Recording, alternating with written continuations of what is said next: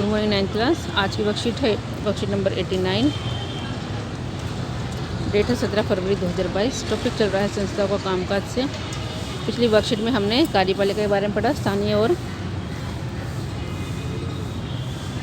दोनों कार्यपालिका के बारे में हमने पढ़ा था। आज हम पढ़ेंगे न्यायपालिका के बारे में। हमारे देश भारत में विभिन्न स्तरों पर मौजूद अदालतों को सामूहिक रूप से न्यायपालिका कहा जाता है। हमारे देश में अलग अलग स्तर की न्याय प्रणाली है। न्यायपालिका उसको कहा जाता है। न्यायपालिका में सर्वोच्च न्यायालय, सुप्रीम कोर्ट, राज्यों में उच्च न्यायालय, हर राज्य में हाई कोर्ट, ये इसको बोलते हैं सुप्रीम कोर्ट है, उच्चतम न्यायालय और सर्वोच्च न्यायालय, उच्च न्यायालय, उच्च या फिर हाई कोर्ट, जिला न्यायालय जो हर जिले में होती है, और स्थानीय स्तर के न्यायालय सम्मिलित हैं। देश में एकीकृत न्यायपालिका है, मतलब सभी अंत में से जुड़ जाती है किसे, सर्वोच्च न्यायालय से। इसका मतलब देश की सभी अदालतों को सर्वोच्च न्यायालय का फैसला मानना होता है। 3 स्तर की न्यायपालिका सबसे ऊपर है सुप्रीम कोर्ट, फिर है हाई कोर्ट जो हर राज्य में अलग अलग होती है, हर राज्य की अपनी होती है, कुछ राज्यों की साझी भी है। फिर लास्ट में है लोअर कोर्ट जिसको हम स्थानीय कोर्ट भी कहते हैं, जिला न्यायालय भी कहते हैं।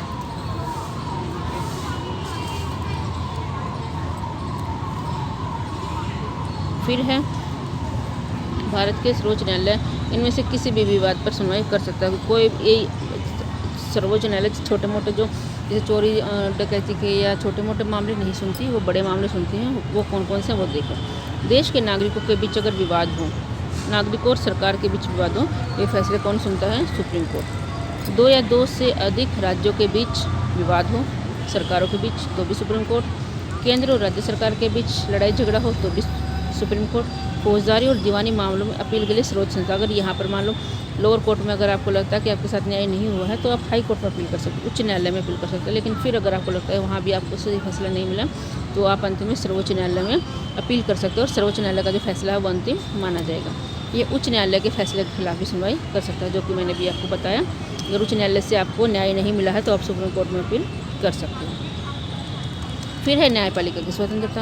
अब न्यायपालिका तो आज़ाद होनी चाहिए। अगर कानून व्यवस्था पर कोई जोर ज़बरदस्ती करेगा तो लोगों को न्याय नहीं मिलेगा। इसका मतलब यह है कि न्यायपालिका विधायिका या कार्यपालिका के नियंत्रण में कार्य नहीं करती, मतलब ना तो इसे प्रधानमंत्री राष्ट्र की सुनती है, ना ही किसी सरकारी अधिकारी की। इसी वजह से सभी आधुनिक लोकतांत्रिक देशों में अदालतें विधायिका और कार्यपालिका के अधीन नहीं होती। जो भी लोकतांत्रिक देश है वहाँ पर जो न्यायपालिका है वो अपने फैसले अपने हिसाब से ही लेती है, किसी के अधीन काम नहीं करती। भारत का राष्ट्रपति देश के सर्वोच्च न्यायालय और उच्च न्यायालय के न्यायाधीशों की नियुक्ति करता है। राष्ट्रपति जो जज हैं, हाई कोर्ट का जज हो या सुप्रीम कोर्ट का जज हो, सबकी नियुक्ति राष्ट्रपति करते हैं। अमूमन सर्वोच्च न्यायालय के सबसे वरिष्ठ न्यायाधीश को ही प्रमुख न्यायाधीश नियुक्त किया जाता है। कुछ जजेस होते हैं और एक होता है CJI, chief justice of India, सबसे बड़ा जज होता है जिसकी नियुक्ति राष्ट्रपति करते हैं। जो वरिष्ठ या अनुभवी जो जज होते हैं उनको चुन लिया जाता है CJI। एक बार किसी व्यक्ति को सर्वोच्च न्यायालय का या उच्च न्यायालय का न्यायाधीश नियुक्त करने का उसके पद से हटाना लगभग असंभव हो जाता है। किसी भी न्यायाधीश को हटाने के लिए संसद के दोनों सदनों में, लोकसभा और राज्यसभा, अलग अलग 2/3 लोग अगर बहुमत से अविश्वास, मतलब वो ये बोल देंगे अगर हम इनके काम से खुश नहीं है, इन्होंने गलत तरीके से फैसले दिए हैं, तो उनको हटाया जा सकता है। फिर न्यायपालिका और भारत का संविधान, ये भी 3 नंबर में आपसे पूछा जा सकता है। न्यायपालिका और भारत का संविधान। सर्वोच्च न्यायालय यानी कि सुप्रीम कोर्ट और उच्च न्यायालय मतलब हाई कोर्ट को देश के संविधान की व्याख्या करने का अधिकार है। अगर न्यायपालिका को लगता है कि विधायिका का कोई कानून या कार्यपालिका कोई कार्रवाई संविधान के खिलाफ है, मतलब आप सबको पता है कि हमारा देश संविधान से ही चलता है, तो वे केंद्र और राज्य स्तर पर ऐसी कानूनी कार्रवाई को अमान्य मतलब अवैध घोषित कर सकते हैं। इस तरह यदि किसी कानून या कार्यपालिका कार्रवाई को चुनौती मिलती है तो सर्वोच्च न्यायालय उसकी संवैधानिक वैधता तय करता है। इसे हम न्यायिक समीक्षा के रूप में जानते हैं। ये 3 नंबर में आपसे क्वेश्चन पूछा जा सकता है, न्यायिक समीक्षा।